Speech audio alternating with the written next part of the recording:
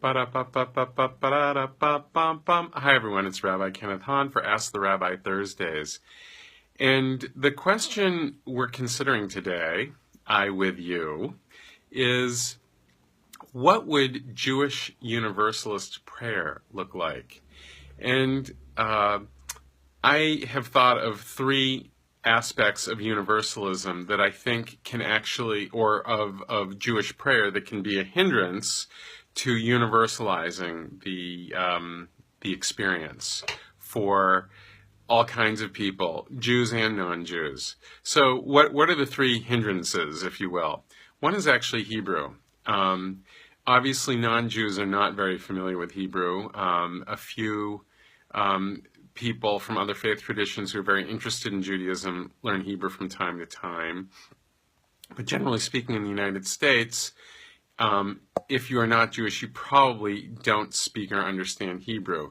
More than that, most Jews these days also don't speak or understand Hebrew, so Hebrew can actually be a hindrance to understanding what's actually going on in a prayer. Another challenge can be how God is referenced in Jewish liturgy. And, some people, there are lots and lots of different concepts of God that people have, and different God language people use, including not using the word God even to refer to the source or essence. So some people really have a problem with the word God even, so that can be alienating for them, much as Hebrew can be alienating. And then the final thing, of course, is sometimes there are incredible thematic orientations to Jewish prayer, but because they're exclusively in a Jewish vernacular and make references to things Jewish, the actual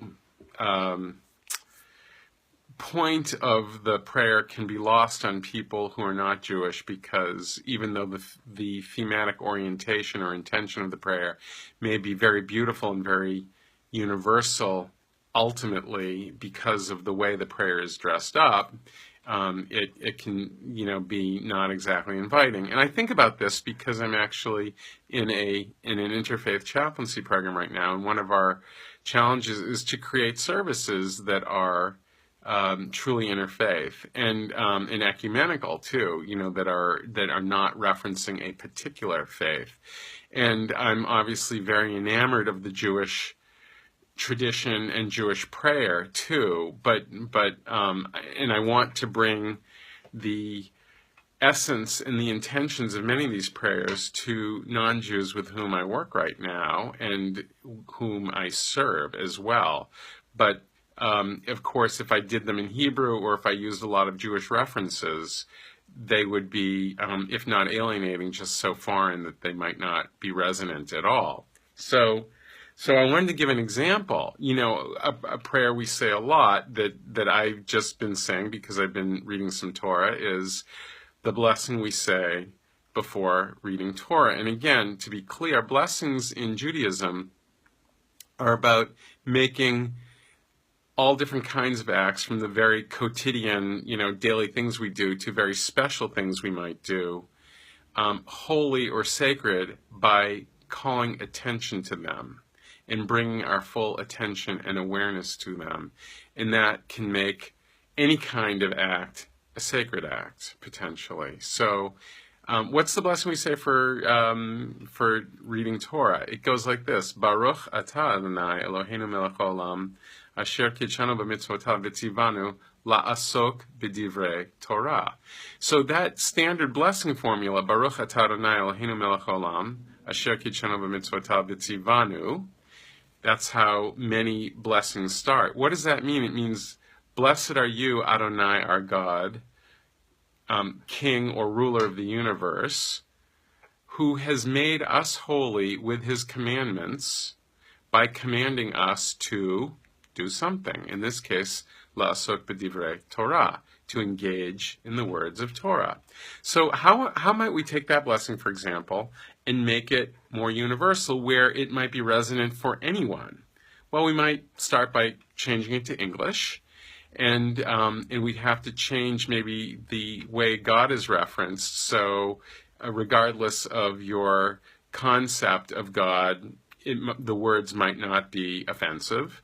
And then, of course, we'd want to universalize the concept we're getting at here, so that it would be applicable to anybody. So, what would a blessing like that look like? It might be something like, "Blessed is the mysterious source of life that obliges us to engage in considering our sacred texts," which really gets at the meat of the matter, but, at that point fulfills all three of the criteria I've outlined. It's in a language that we all can understand, hopefully or presumably.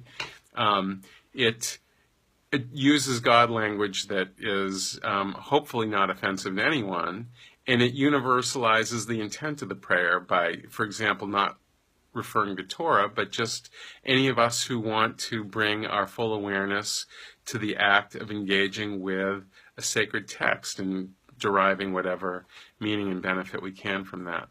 So there's a thought for you today on one way Jewish Universalism can address being truly universalistic. If you've enjoyed this, please share it with your friends, and tune in next Monday for Music Monday. Have a wonderful Shabbat and a wonderful weekend. See you soon. Lehitraot.